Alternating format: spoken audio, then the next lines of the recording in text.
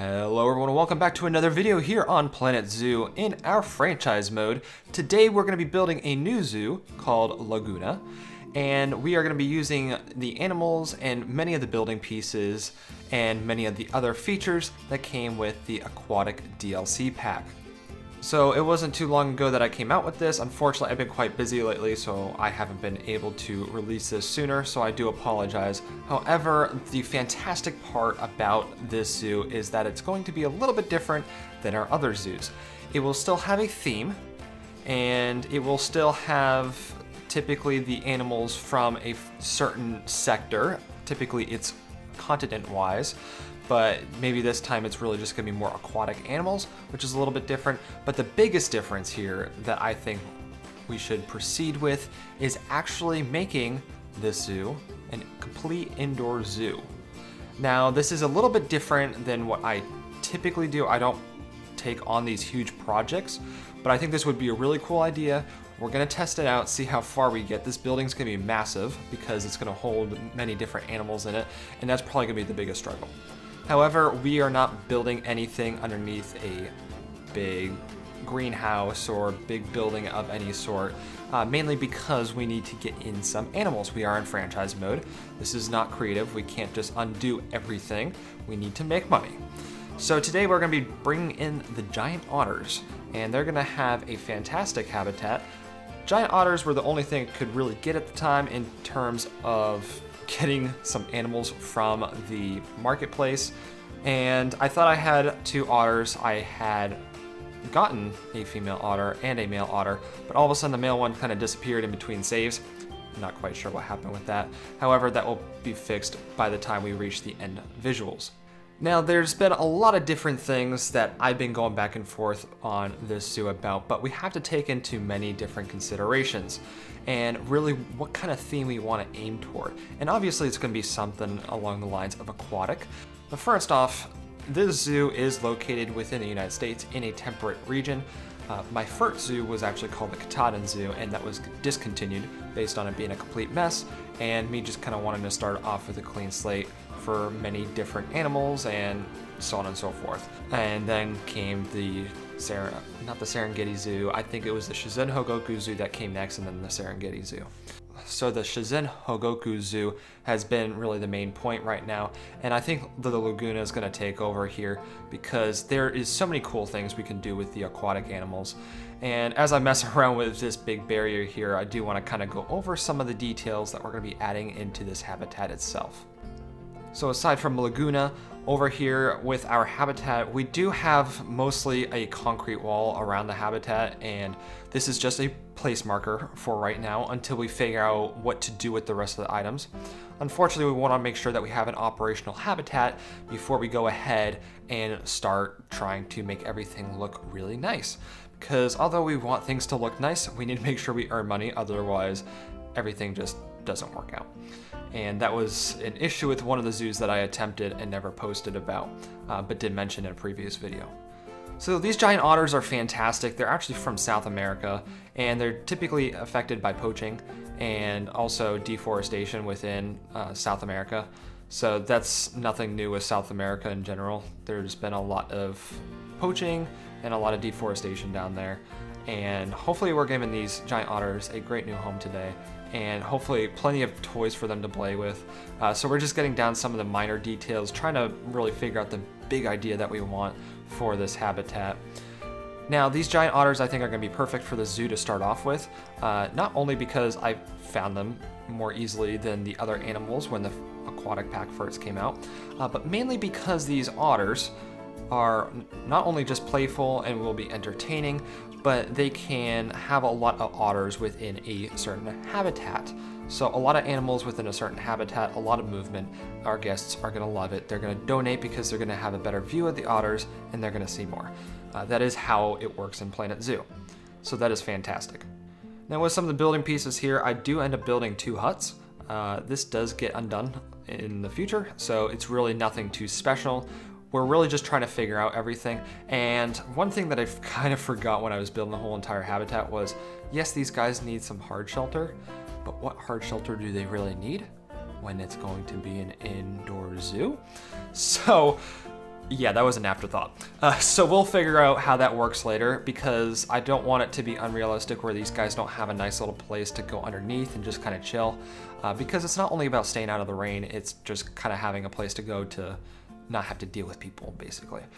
So that was a little bit of an afterthought, and I just thought it was kind of funny, not gonna lie. However, moving on from there, we do need to get into something a little bit different here.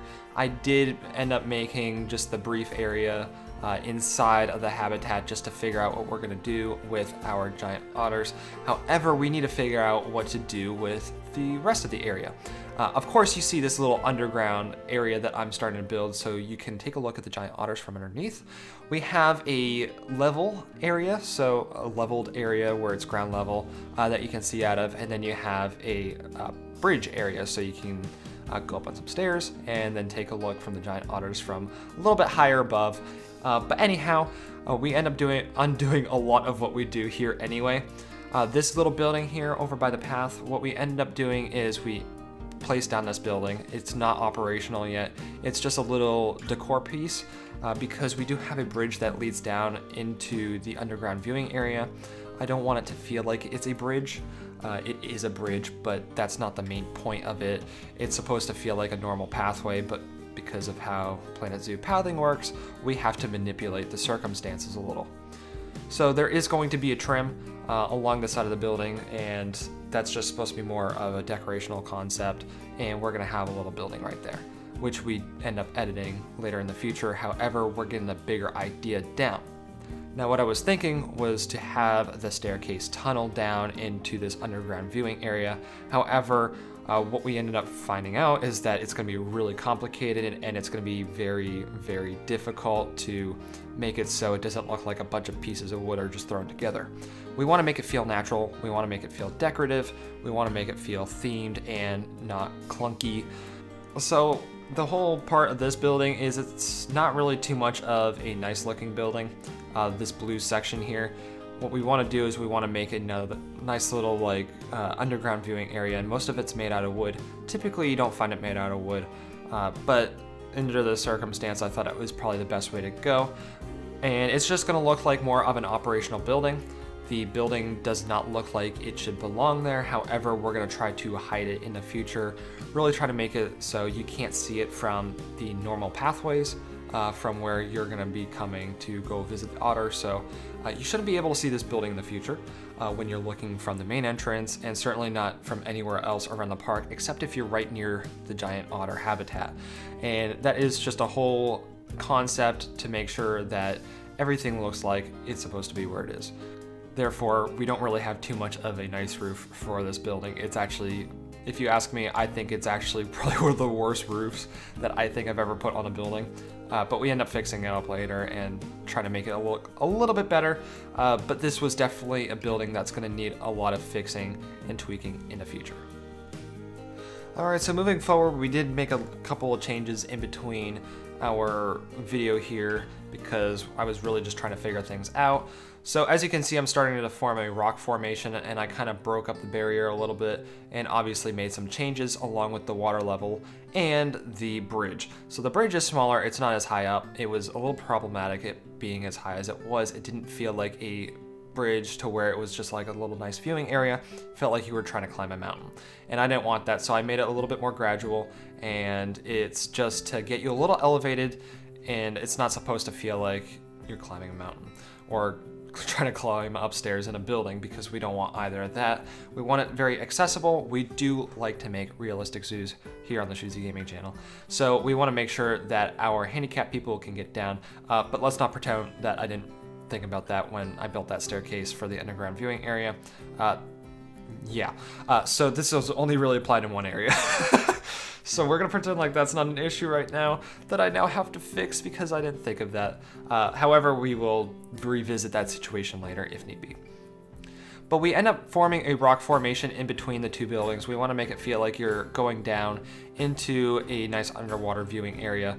We want it to feel slightly natural and artificial at the same time, and really just themed properly. So it feels like you're going down a beach side of just a rocky formation to get down to some water, which I thought was a pretty neat idea in terms of how we make this flow properly. Obviously the building has a lot of little different issues that we just try to fix up, try to make everything flow in correctly, which we end up fixing as time progresses.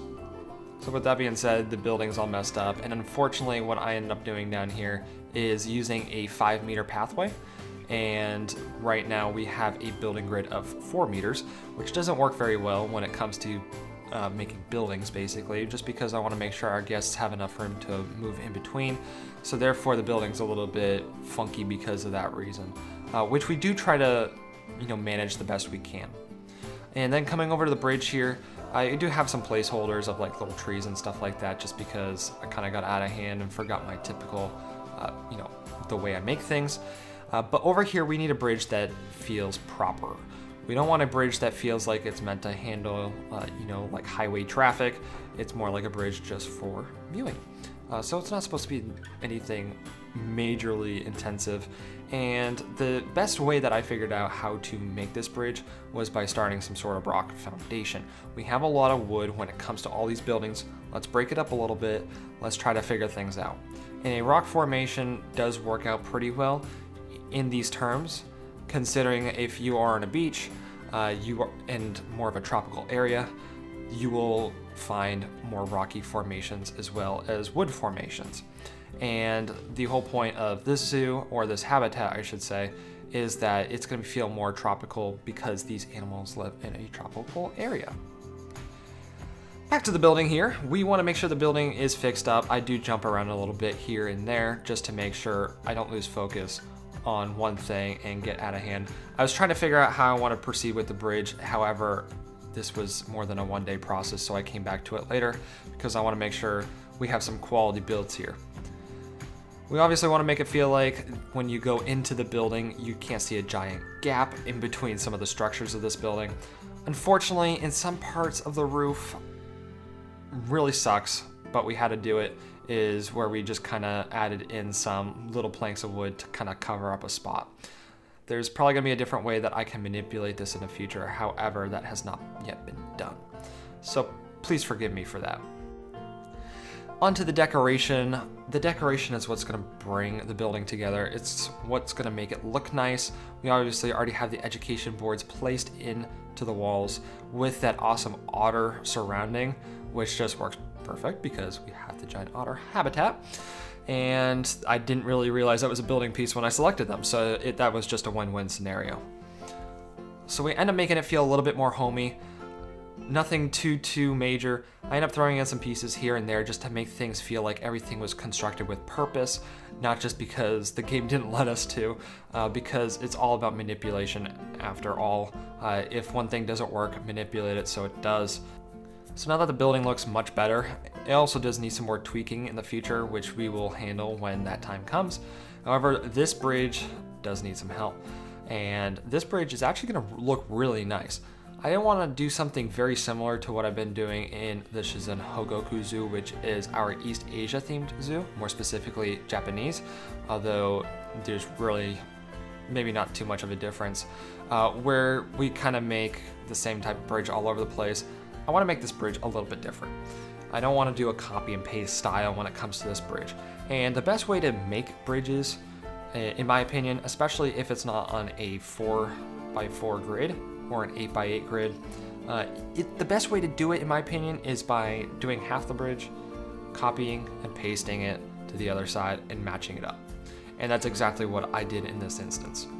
So we have a nice rock formation, we have nice wooden pillars with a nice red wooden roof, and we have a nice little metal bar to make sure kids don't jump into the giant otter habitat, or adults. I don't know, who's to be more problematic in this circumstance in Planet Zoo. But regardless, it doesn't really matter because game doesn't let that happen.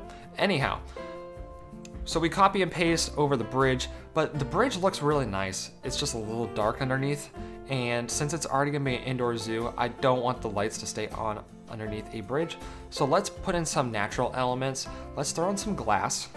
And what if we just add in the little pieces of roof that just kind of complete the glass panel? And that's exactly what we did. We decided to remove little pieces of the roof and add in that glass panel. So now it works plenty better for you know, being able to walk around and see properly without having to operate the lights. So that's our conservation effort in this video. And unfortunately, the conservation part did not fit in with our side building because we left the lights on in there considering it has no natural light. Once again, an afterthought, but perhaps something that we can replicate. However, I don't want to replicate the same idea or the same thing, you know, a ton of times.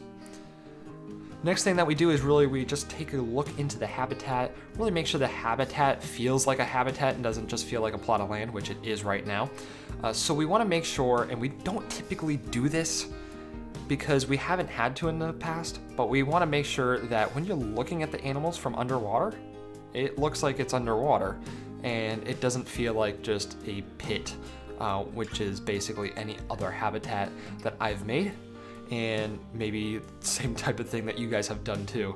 But we make this look very, very nice. We throw in some rock formations.